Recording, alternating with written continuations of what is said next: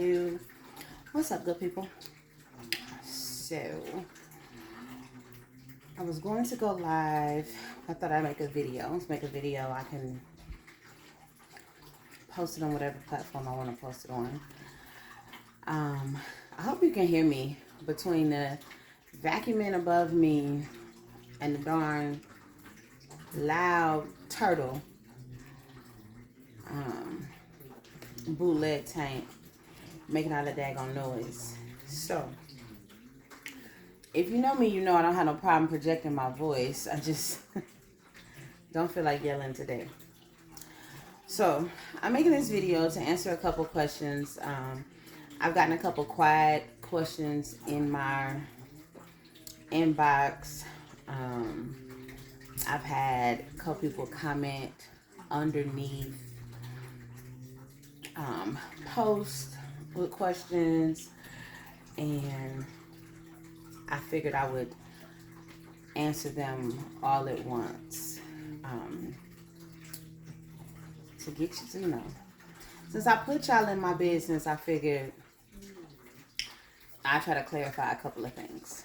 So, this is me on a Sunday in my pajamas, really.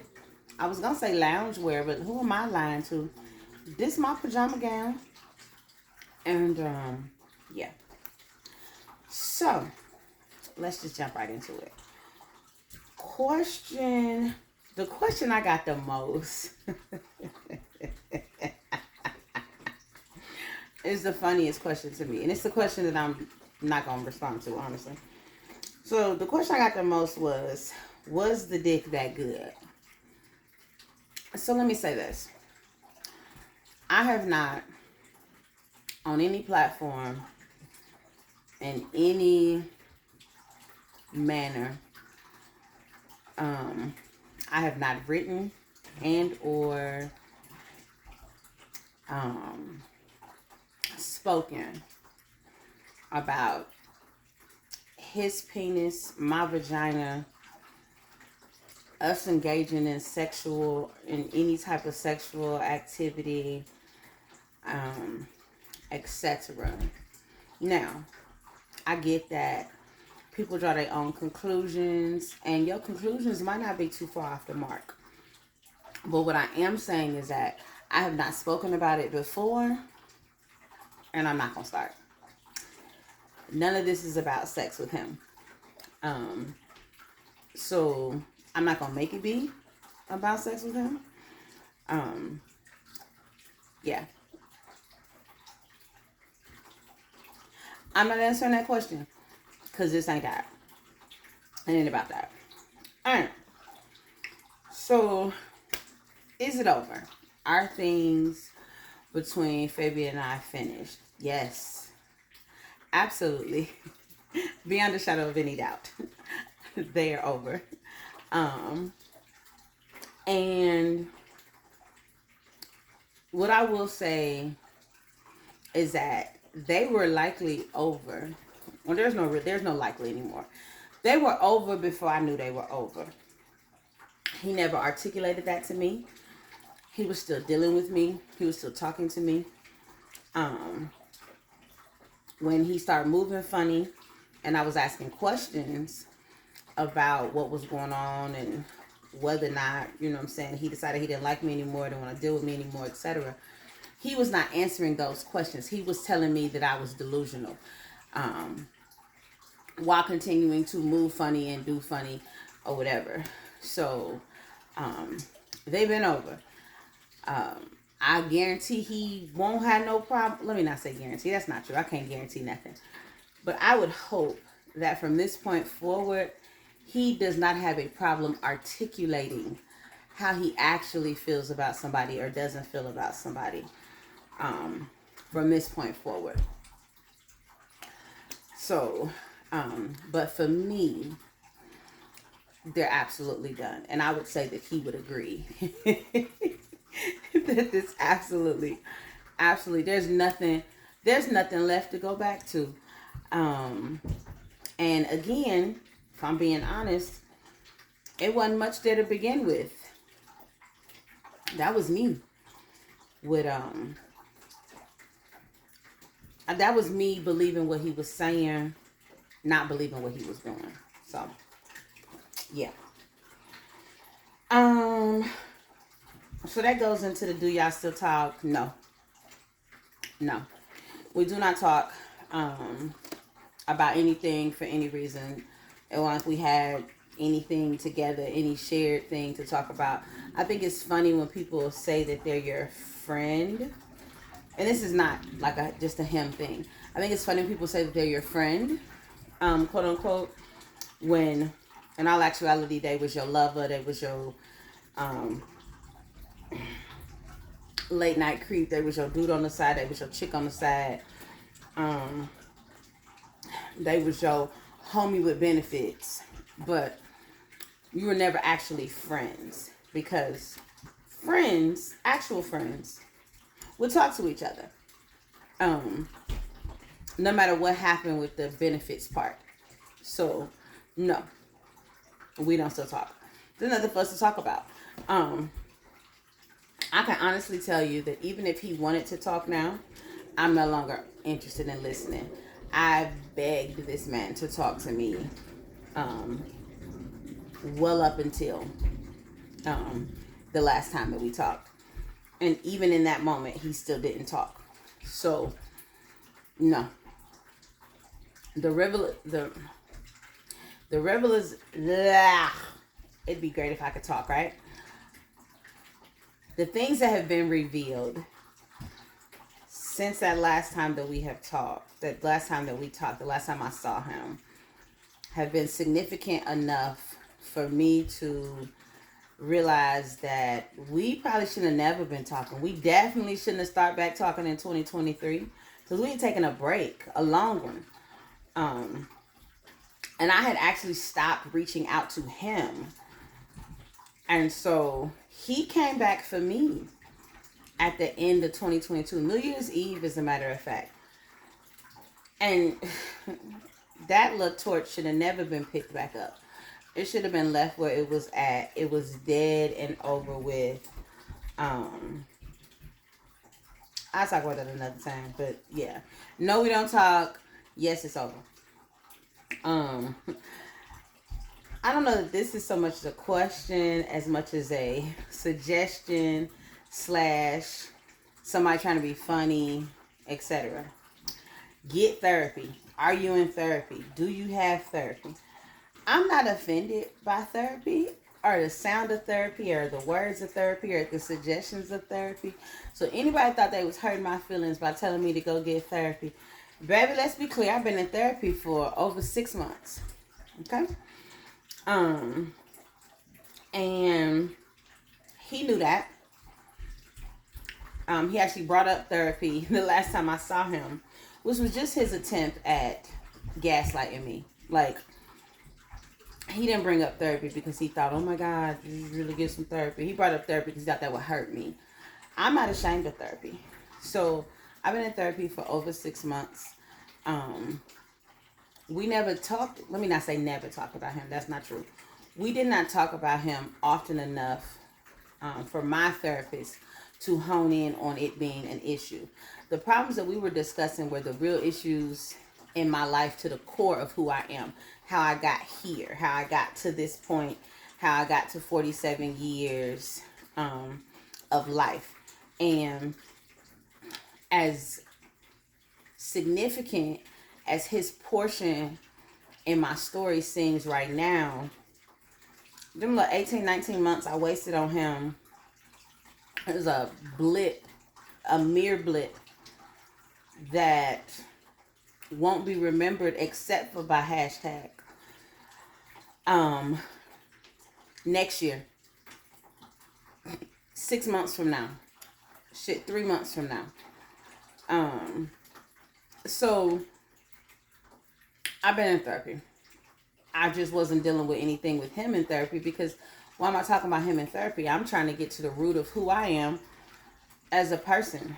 The things that I have gone through, experience, which, by the way, were very difficult for me to get to. It wasn't like, put like this. if you've ever actually been in therapy, then you know it's not a one hitter quitter type of situation. It is not a I go to therapy one time, two times, and I'm healed. I done discussed every problem in my life. I done discussed every fear, every setback, everything. And my therapist has given me the tools. I've used them, and I'm good. I don't need no more. That's not the way therapy works. So, yeah. And my therapist, it's not like my therapist grew up with me or knows me. So if I wasn't bringing it up, and then it wasn't anything for my therapist to deal with. So, yeah, I'm in therapy.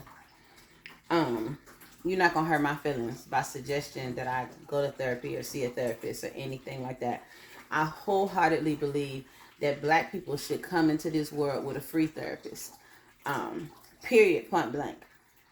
The shit that's in our history, the things that get us to this day, the day-to-day stuff that we endure that other people don't have to endure should qualify us for a free therapist for the rest of whenever. So, whatever. Am I still a Christian? Yes. Yes. I still consider myself a Christian. Hopefully Jesus still accept me. As a Christian, I've always been this person. The person you see right now, I've always been this person. I've always loved the Lord but cursed a little. This is not new. It just wasn't on camera before, I guess is the best way to say it. So, yes, I'm still a Christian. No, I don't go to church every Sunday. I don't go to church most Sundays. Matter of fact, I have not been to church since the pandemic. Let's be clear. I've done some online services. I have not physically stepped into the church building since the pandemic, since before the pandemic, if I'm being honest. And let me say, I haven't stepped into a church building. I have not stepped into a church building on a Sunday morning for a Sunday service. I've gone to a couple Bible studies. I've gone to some church meetings, groups, activities, etc. on different days of the week. But as far as Sunday morning worship, I have not attended since prior to the pandemic. I won't sit here and lie to you and blame the pandemic for my lack of church attendance. And that's something that I honestly want to get back into for me. But I don't want to be fake when I go. I don't want to show up trying to be somebody that I'm not. So I'm working on it. I'm working it out in my head. But yeah, I plan on going. Hold on. Because I didn't really go in order. Get therapy. Is it over? Do you still talk? Am I still a Christian? Was the D that good?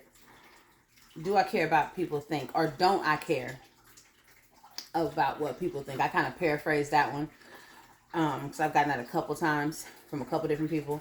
Don't you care what people think? I do. It'd be easy for me to sit here and tell you that I don't give a fuck. I don't give a fuck what nobody think, nobody say. That's not true. It's just not true. I do care. I do care what people think. I do care what people say.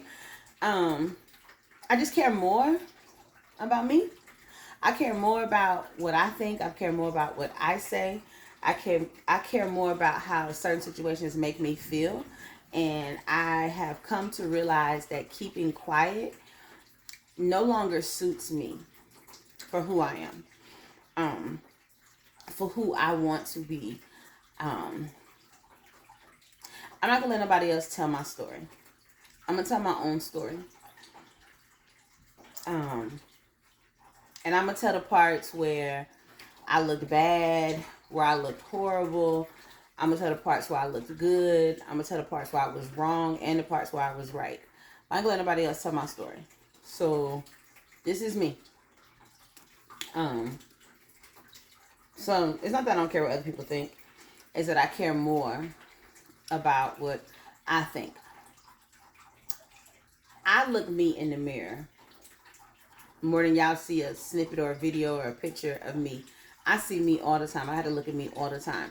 And I have to be able to look back at me and be okay with me. Or I have to make adjustments to me based on me not being okay. I have to deal with me. Nobody else has to deal with me. So, yeah. I care, just not enough. um, I really have got to start utilizing. So I got another phone, by the way. I have another phone. I just don't know how to use it. Okay, I got another phone that's supposed to just be for making videos. I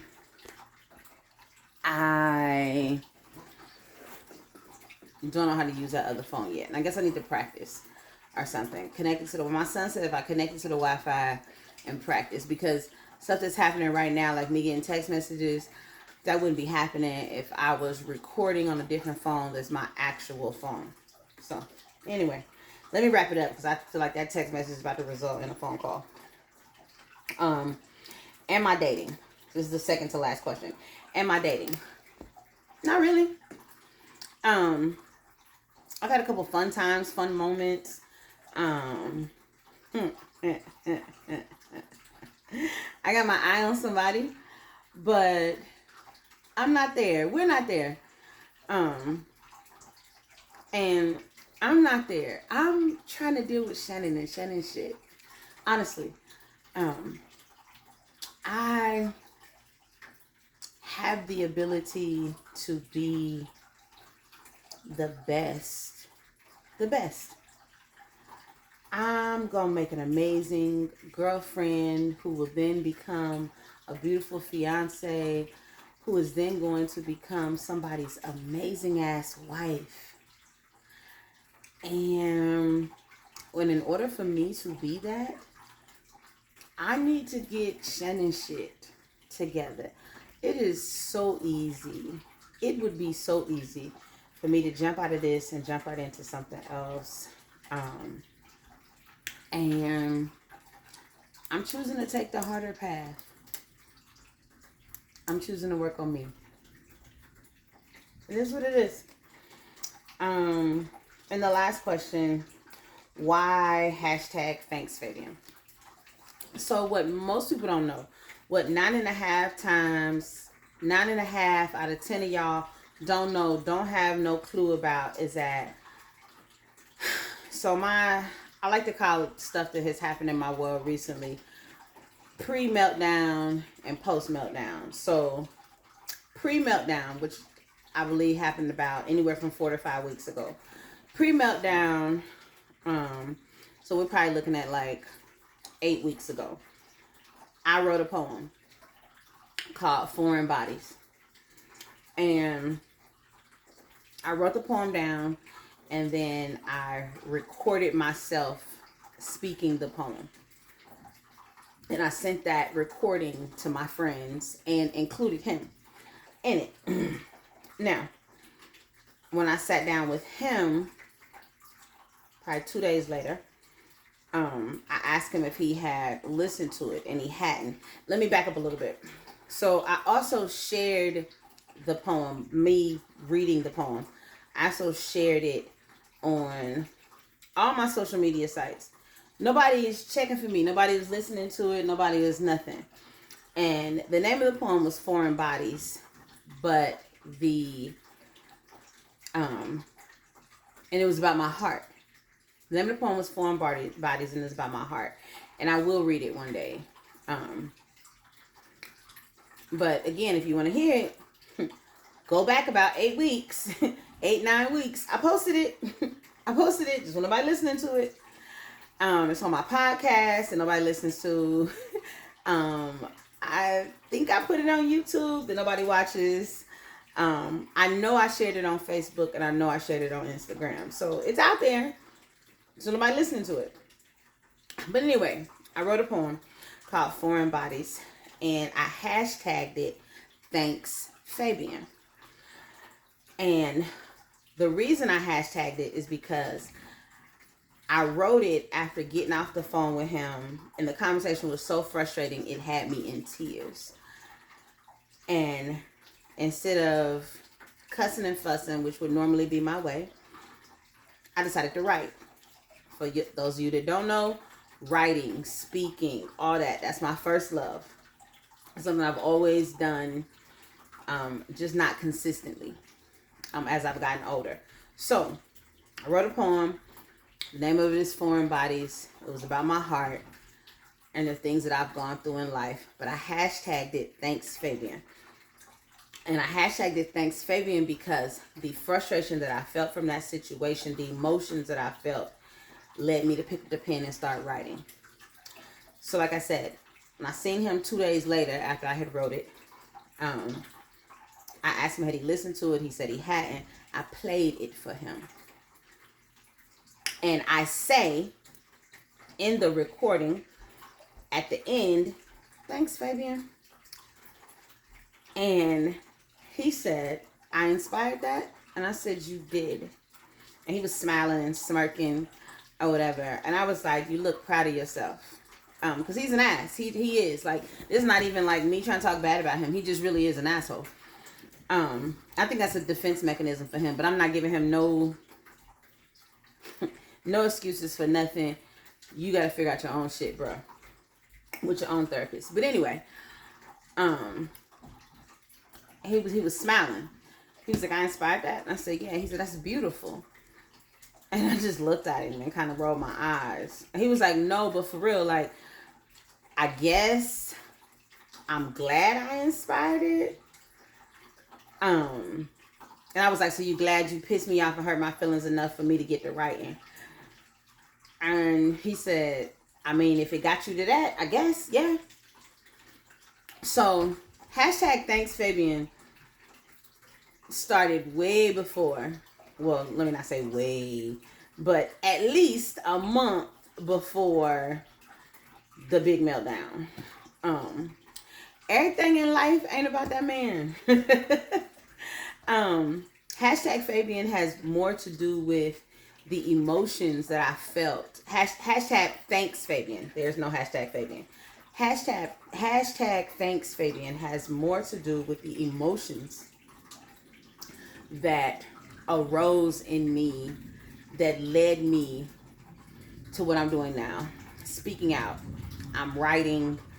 I'm doing the things that have always came natural for me. I just lacked motivation. And who knew that heartache, heartbreak, pain, frustration, confusion, etc. would be the thing that would get me back to writing consistently and creating consistently. I credit him for it. Not really trying to be a smart aleck, but I mean, I guess kind of being a smart aleck, but more so because I've been hurt before. I've been lied to before. All that. It was this pain, this particular pain, that led me to being consistent with writing and speaking, and creating. And so, yeah. Thanks, Fabian. That's it. That was the last question. That's all I got, and I ain't got no more.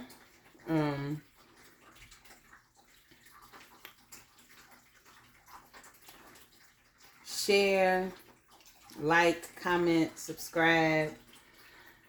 If you don't get nothing out of what I say, go get your kids and be a daddy to them. Don't ever let your kids feel like you don't want them. Go get your babies. Ladies, let him come get that baby. If he is not going to physically harm that child, if the only issue that's between y'all and him getting them babies is because he don't want you no more, let him get them babies. Because this is what you grow into. This is what you could possibly grow into when you grew up believing that your father didn't want you. It's hard to even get to the point of processing a man not wanting me, when the first man that didn't want me was my father. The man that was supposed to be my, I watch people on, especially females, on Father's Day posts how their daddy was their first love. The daddy showed them what love was, how it looked properly, correctly, all of that. I didn't get that. I didn't get that. And I know that I'm far from perfect. I know I have fucked up plenty, but I think I have done an okay job of getting to this point in life before I just fucking exploded. About the fact that I didn't get that. So, yeah. If y'all listen to nothing else I say, go get your babies and love on them. Ladies, let that man come get your babies and love on them and show them what only a father can show them. No matter how hard we try, and Lord knows I tried. Lord knows my mother tried. You cannot, a woman cannot be a man. You just fucking can't. And I'm not having no discussion, conversation. I'm not even talking about transgender, nothing like that. That's not where I'm going. Before somebody say something stupid and dumb, that's not even what I'm talking about. I'm talking about in the raising of children. A mother can't be a father. A father can't be a mother. No matter how hard you might try. By nature, as a child, you crave for a mother and a father. Two separate people.